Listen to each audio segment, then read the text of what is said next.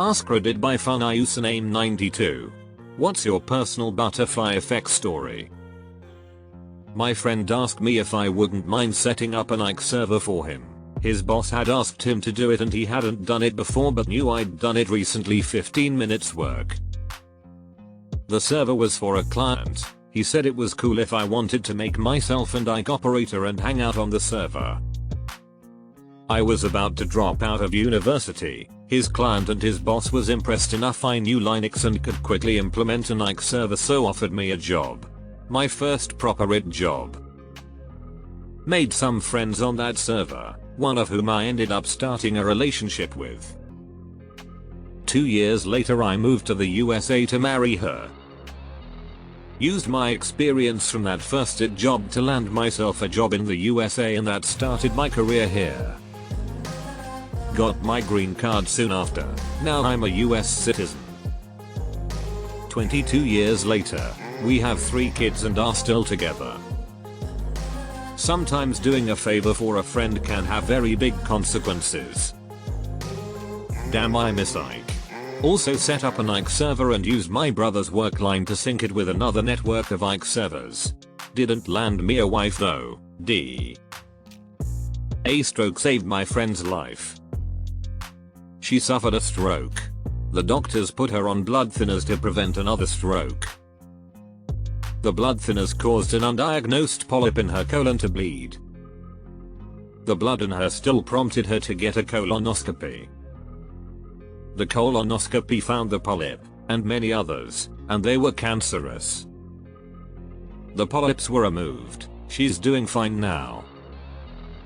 But the doctor said that if the polyps were not found, they would have developed into colon cancer. So the stroke saved her from having colon cancer. When death shoots itself in the foot. My dad died in 2005. My mom put my brother and I in grief group. She met a man whose wife had died and had his kids in the same grief group. They get married in 2009. He's now my stepdad. My stepdad introduced me to a guy who works on his job site in 2007. I married that man in 2013. We now have 2 kids together. We also introduced our 2 best friends who are also married and have a kid. Thanks, Dad. Good to hear a story where the stepdad isn't evil. I met a dude in line for a Radiohead concert when I was 17. We hung out all day and he and his roommate went back to the States. We spoke seldom after that. He was one of those guys with nothing about them on the internet, no real way get a hold of them or anything. I was young and impressionable. I wrote a poem about meeting him, not romantically. It was just nice to have a profound conversation with someone, and at that point in my life I was quite lonely and it moved me. Around 6 years later, a woman messages me on Facebook and says, when I Google this guy your poem is the only thing that comes up. And I just left my phone in his car, and he's supposed to move to Spain tomorrow. I search my Facebook photos for that day, find his roommate, add her again and tell her what's up. She says she'll get in touch. They manage to link and he gives back her phone. He cancels his trip to Spain. They are married now. What a fucking roller coaster. Was in film school. I privately asked my professor about film festivals before class one day. She told me we'll talk about that later. She never did, but asked if I knew about Linda's project, a fellow student. I talk to Linda. Get a job on the production she's working on. Meet a musician who works at the studio. Ask if he needs an assistant.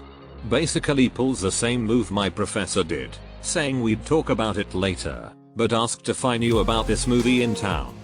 He suggests I go down in the morning and apply. Go down at 7 AM. Set dressers were gearing up to leave. I ask where to apply, and the boss takes me to someone in the office. Got shrugged off. As I'm leaving, that same boss asks if I'd be able to help for a day or 2, right before they jumped in the truck and left. Come in the next day. They fire someone they hated and replaced them with me. Sign me into the union. Flash forward a few years and I get a text asking if I could work on set, never done it before, and only knew my name because they looked at the roster of a period piece shot a few years prior. I was on that list, despite only working the last 4 days of the movie. They texted that list and I was the first to reply. Worked on set. My on-set career blew up from that point. Flash forward a few years later and I'm in Iceland, on top of glacier, hanging out with Chris Pratt and J.K. Simmons. All because I asked my professor if we would ever talk about film festivals. Edit, added some paragraph breaks, per request lol. Edit 2. After reading what I wrote, I want to make clear that the production with Linda was a big student project. No one was paid. Also, the period piece that I was on the roster for was the movie I was told to apply for. I dropped out of film school the following year. And the Pratt Simmons movie was The Tomorrow War, as someone asked. Thanks for your part. I love that movie. Not mine but my aunt. She was always on time to everywhere. It's trauma left over from her childhood. She lived in the Bronx and worked in Lower Manhattan, that's like a 45-60 minute subway ride, so she usually had to get up pretty early to get to work on time. One night, the power in her building went out. Zero idea why. To this day she lives in the same building and no one knows why it was the only building affected. Her digital alarm had reset when the power came back on at dawn, so her alarm did not wake her up. She woke up at 7:30 AM. with 30 minutes before she should be at work. Panicking, she got ready and ran to the subway. The subway by her apartment was having maintenance issues and she got stuck for 20 minutes 3 stops away. For the first time in her life she loves her job. She called into work sick saying she'd be in too late and would work overtime the next day. She walked back to her apartment and fell asleep. She woke up about 4 hours later when one of my other aunts was pounding on her door. She answered the door. My other aunt was hysterical because she hadn't been answering her phone. And that's how weird electrical mishap caused my aunt's alarm clock to reset, making her late, missing her train, and avoiding being in the building next to the World Trade Center on 9/11. Edit, typo. My second grade teacher had a son who worked in the World Trade Center. The day of 9/11 he was late to work and never made it. Being late saved his life. She was a very mean teacher, but I'm glad her son was okay. My dad has Crohn's disease and he was having a flare-up. My mom wasn't able to take him to the hospital, so he asked my neighbor to drive him. As they arrive at the hospital, my dad starts trying to exchange cell numbers with our neighbor, except at that moment the neighbor started having a heart attack. They were both still in the car and it was in drive still. My dad jumps into action in trying to stop the car. It rolled into some grass, so fortunately nothing happened. A nurse was finishing her shift and saw what was happening and sprang into action, saving his life. If my dad didn't have a flare-up and need a ride to the hospital, Pete likely would have died at home. Could you please explain what it means to have a flare-up? My wonderful 2-year-old daughter was not planned. But thanks to her, I decided to have a vasectomy. I had always had one slightly enlarged testicle due to a mountain biking accident 10 years prior. My urologist had it biopsied because it didn't look right. Turns out I had had testicular cancer for an impossible to determine period of time. 4 rounds of chemo later and I'm perfectly fine. Had I not had my daughter, I would have probably had much worse results years later when it finally made its presence known via pain and had spread into my body. So my daughter technically saved my life, which is knowledge I'm sure she'll use on with great glee during her teenage years when I'm trying to punish her, or I'll wait to tell it to her on her wedding day when I make a speech. I would wait for the wedding. A few years ago, I took time off work for stress-related mental illness. My disability insurer terrorized me, my employer fired me for cause, and I sued for wrongful termination immediately. I was broken, had major depression and anxiety, never left my bed, and developed agoraphobia. I was a shell of my former self. Since I wasn't getting proper treatment from my insurer, I ended up paying out of pocket for a psychologist in a private practice. It was a struggle to pay for some sessions on my disability pension, and the insurer was constantly denying my monthly payments. He offered pro bono sessions, so I wouldn't give up. Over a year later, after a particularly difficult session, he offhandedly emailed about me applying for benefits through the military. The session had been a breakthrough, which I finally admitted I was sexually assaulted in the military years ago. I left due to the assault and harassment. Similar reasons as to why I took my stress leave, which had triggered PTSD. His actual day job was a psychologist for the military support clinic, and he helped get me a 6-figure lump sum, a monthly pension for life, all sorts of treatment benefits including therapy. I transitioned to the military clinic as his patient. I also became a claimant in a military sexual misconduct class action with a 5-figure settlement. I've helped 100s of other claimants file successfully. I am not only financially set for life, but my disability insurer must pay me for the next 16 years as well. After 4 years, my former employer requested settlement talks last week. I'll turn 50 in a few weeks and have stuck with therapy for 3 years now. If it wasn't for my insurer and employer being petty, I would never have met my therapist and worked through a lifetime of abuse and pain. So happy that you found a way to heal, that's amazing. Back in the MySpace days, I found out one day that you could set GIFs as your profile picture. I like penguins, found a dancing penguin and it became my permanent pic.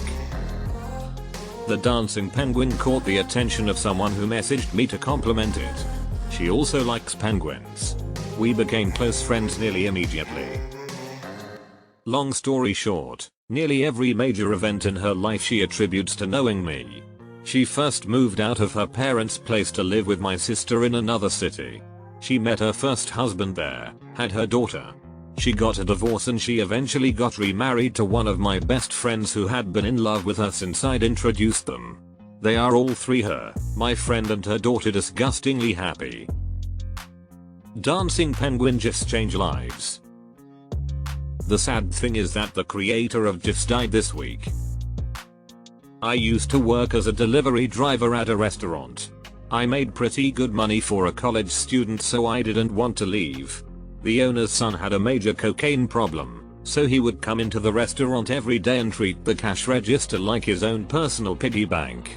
After about 6 months of him taking $2.300 from the till every day, the restaurant went out of business very suddenly. I needed money, so I applied for a fast food job just to hold me over until I could find something better. I met my wife at that fast food restaurant, and we now have 4 kids. So in a sense, if the old restaurant's owner's son never snorted that first line of cocaine, my kids wouldn't exist. Moral of the story: drugs produce life.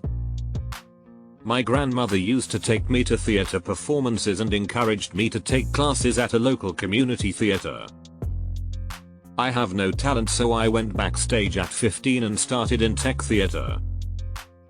She challenged me that if I read Les Miserables, unabridged, and give her a report on it, she would pay for a trip for me to see the show in London and go see Paris. I read it. I went to London and Paris with my father for 2 weeks. This, along with my portfolio I built in that community theater, landed me into a stellar university. The story of reading Les Miserables and being rewarded with going to Europe, the university selected me to spend a semester studying theater in London. Because I spent so much time abroad, my first job out of college was a world tour with Sesame Street. I have since done a domestic Broadway tour and a short stint with Cirque du Soleil in Europe. I have been to 48 states and 30 countries doing a career I love because my grandmother had me do a book report. She knew exactly what she was doing. I picked a book off a bookshelf, largely at random, off a bookshelf when I was 15. Got my best friend into the series. Years later, while in med school, he meets a girl through the series Fangrupp and thinks I might be interested in meeting her. That girl and our children are sitting in the living room right now, each reading our own thing. Best wingman ever. What series? My dad is 64 in 2 months. He has played soccer since he was young. He went to a dinner with his old soccer buddies and they convinced him to play a match with them. He hasn't played in over 10 years. He runs every day, so he decided it was a solid adult decision. 10 minutes in he gets kicked in the calf and comes off. 1 hour later he leaves, passes out in the parking lot. He thought he just tripped and fell, drives home and tells my mom his leg is sore. 30 minutes later he is breathing like someone who has the wind knocked out of him. Late night ER visit, they find he has a burst vein in his calf. Can't understand the pain in his chest or bad breathing. Run some bloods. He has a clot in his lung. Doc says it was there for a while, and had he not come in, he may have just not waken up one morning. Unfortunately, his man brain just sees his decision to play footy as a life-changing decision and not the stupidity that it was. Glad to hear he's okay. If he's still fit at 64, there's nothing wrong with him playing football. A clot can happen to anyone at any age. Before I begin, I need to share 2 driving tips my father taught me. First, when stopped at a red light, always leave at least half a car length between your car and the vehicle in front. Second, when stopped like that, slightly turn the car's wheels. Both tips can help in the event a vehicle hits your car from behind.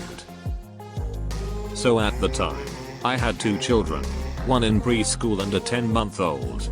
On Sunday night, while taking the baby from her backseat car seat, I didn't feel the lock was secure enough. My then husband watched the kids while I went and bought a new one.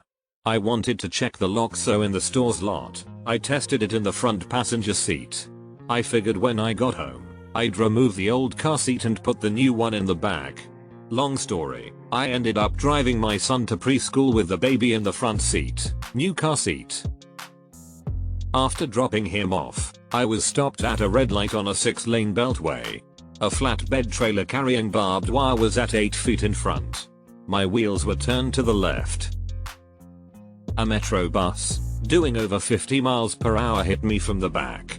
My car was pushed to the left onto a green space, past the tractor trailer, through a green light intersection and around 30 feet beyond. The back of my car, a diesel Mercedes, a gift from my father several months before to replace my gas-fueled Jeep, was so compressed from the hit, it seemed to disappear. I checked, the baby didn't move her and she was confused but fine. I was fine. The man in the tractor trailer had been thrown through the back windows, entangled in the barbed wire and dead. First responders said they expected to find me impaled and on fire. So, because of the diesel car, my father's driving tips and buying a new car seat the night before but lacking time to place it in the back, we survived an accident when the odds were against us. Wow, this crazy. Especially because 99.9999999% of the time you shouldn't really put a car seat baby in the front, but that one change truly changed your life.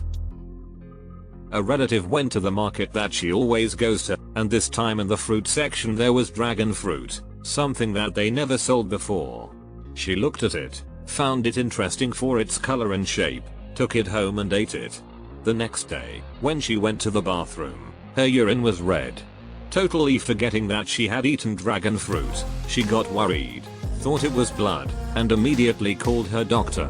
After the call she remembered what she had eaten the day before and informed him, but decided to do the series of tests that he assigned her anyway. And that's how she discovered an ovarian tumor. Biopsy showed that the tumor was benign, but because of a family history of breast cancer, a hysterectomy and oophorectomy were performed to prevent